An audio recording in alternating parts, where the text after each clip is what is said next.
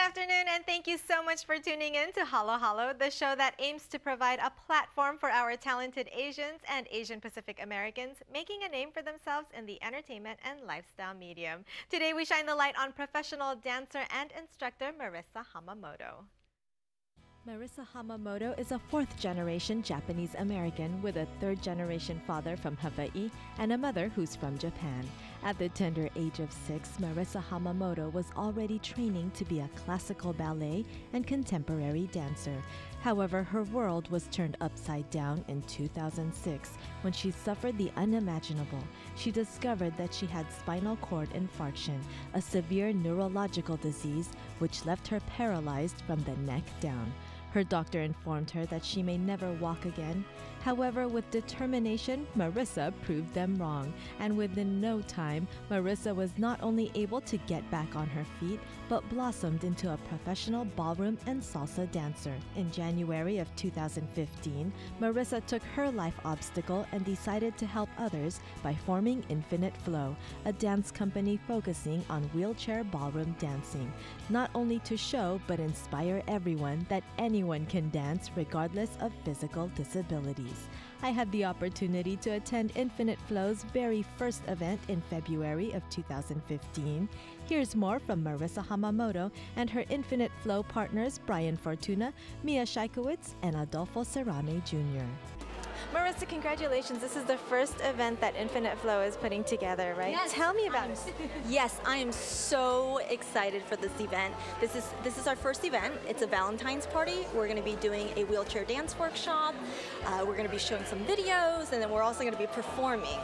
And we're hoping to get the community excited so that we can continue to spread the love of dance. Now you say we. Tell me a little bit about your group. So my group is called Infinite Flow. There are 4 of us running the company. I am the artistic director. My dance partner, Brian Fortuna, is the choreographer and also rehearsal director, and we're kind of running this together. I've got 2 wonderful individuals in wheelchairs. One of them is Mia Schaikewitz, who was one of the stars of Sundance Channel's Push Girls. And then I also have Adelfo Cerame Jr., who's a professional wheelchair bodybuilder. Nice. I know. And now dancer. I know, and now dancer, and very good dancer too. And you'll see that tonight. You know, I see Infinite Flow as a wheelchair dance company that not only performs and puts together high quality performance, but also a vehicle for inspiration to leading the dance world as well as society into a higher level of understanding in society, just all together across the world, not just in America. I look forward to today's event and to all the future ones. Thank you so much. Thank you so much, Kat, for being here. Tell me a little bit about how you became involved with Infinite Flow. I met Marisa about a year and a half ago, and Marisa had years ago been in a wheelchair and told that she was never going to be able to walk again. Right. And through her fortune and hard work and prayer, she was able to walk again. And she started to get into ballroom and Latin dancing. And really, in a 2-year period, went from a very limited amount of experience with ballroom and Latin dancing to becoming a really high-level dancer, which is incredible. Right. And then decided that she wanted to incorporate the stuff that she was learning into the wheelchair ballroom dancing, which is where I fit into the picture. Now, speaking of you fitting into the picture, your mom actually created the very first program for dancing, right, with people with disabilities. My mother, about 7 years ago, wrote one of the first syllabuses for wheelchair ballroom dancing in the world. She has a dance studio back in New Jersey. I grew up a ballroom and Latin boy since I was a kid. Right. And one day a guy came into the studio in a wheelchair and he said, "Sandra, I want to learn how to dance." And my mom said, "Well, okay." She didn't really know what to do, and she started to experiment. And after about a year and a half of dancing and messing around, she realized, well, this is a system that needs to have a structure like anything else. And so she wrote a syllabus for wheelchair ballroom dancing. And that developed into classes at our studio and performance groups. I then moved over to London and did a television series over there called Dancing on Wheels, where we paired 6 celebrities with 6 disabled persons, and we held a competition. The winner of that competition went on to represent the UK at the European Championships as the first representative for the United Kingdom. So now having moved back to the United States, I ran into Marisa, and she knew that I had experience with wheelchair dancing, and we decided to put together a company. It's called Infinite Flow. We now have had about 7 or 8 performance rehearsals as a company, and we're going to put on a performance today. Yes. So fingers crossed it'll go good. Yeah, you're no stranger to teaching. Now, what is your vision with Infinite Flow? The idea with Infinite Flow is to bring dance to the disabled community for the purposes of rehabilitation, for the purposes of bringing together the disabled world and the able-bodied world on a social platform. So there aren't many activities for disabled persons where they can go, where they get to interact with able-bodied persons on an equal playing field. If you look at wheelchair basketball or a lot of wheelchair activities, the majority of the time it's only for persons in wheelchairs. Right. So by bringing them together with able-bodied persons, we're blending the line between the able-bodied and the disabled world. Okay, and joining me now is Adelfo Cerame, a partner at Infinite Flow. Adelfo, thank you so much for talking to us. Now, tell me a little bit how you became a part of Infinite Flow. To be honest, it was just all of a sudden, to be honest. I got a message from Marisa on Facebook asking if I wanted to, she was looking for a dance partner in a chair, and she said that, you know, I kind of fit the part. So she asked if, you know, I would like to, you know, give it a shot to, you know, if I wanted to be your partner. So I drove to Sherman Oaks to her studio, and then, you know, she taught me a couple moves.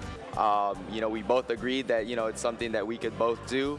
And then from there, that's how we started. So. Now, I know you're very active in sports and building and stuff, but did you have any experience in dance? No, I didn't. To be honest with you, no.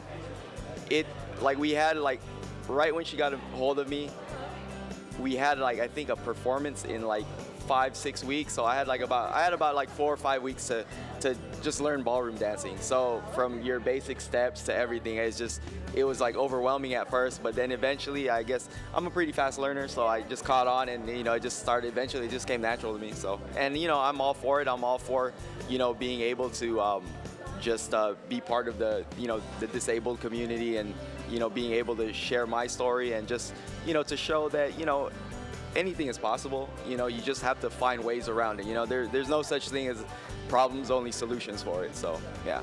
Very well said and inspirational. Thank you so much.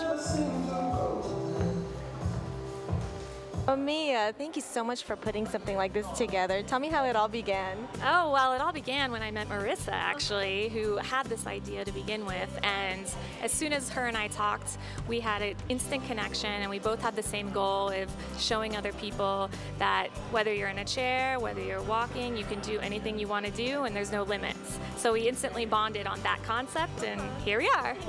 A couple of months later, right? Yeah. When I got paralyzed at the age of 15, I really thought my life was over, partly because I thought I'd never be able to be physically active again in the same way.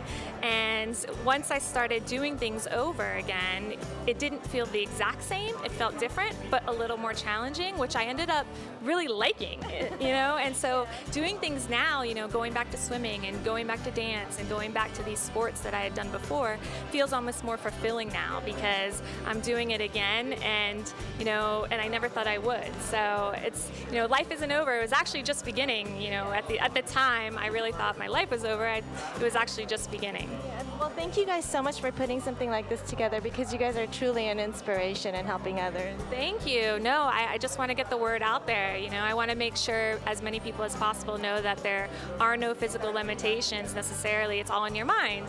You know, if you say you can't do something, it's because you don't want to. Yeah. You know, and if you want to find a way to do something, you'll do it. And here we are trying to expose that to everybody else. Thank you.